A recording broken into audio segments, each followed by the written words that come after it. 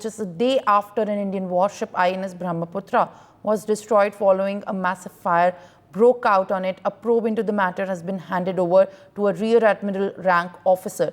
Navy Chief Admiral Dinesh K. Tripathi visited Mumbai to review the overall state of guide missiles frigate INS Brahmaputra, which suffered extensive damage after tipping over at the naval dockyard.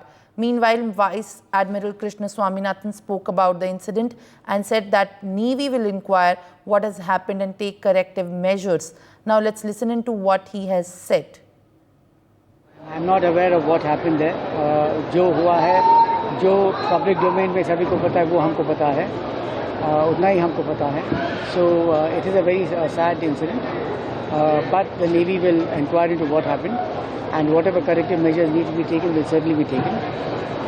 The ship had a fire, like all of you know, and in fighting the fire, a lot of water was used.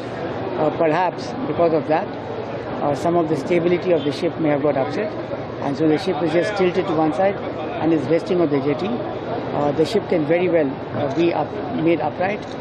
Water can be pumped out, and we can do a damage assessment, and we can resurrect the ship as soon as we can. Well, we heard their Vice Admiral. Now, joining me right now at this point is our correspondent Prathmesh with us. Prathmesh, as we can understand, the probe has been handed over and now the investigation is underway on the INS Brahmaputra accident that took place after the fire broke out. What is the latest details that we are picking up right now at the probe going on, and to what extent the investigation has been able to find out the cause and, of course, ascertain the reason for it?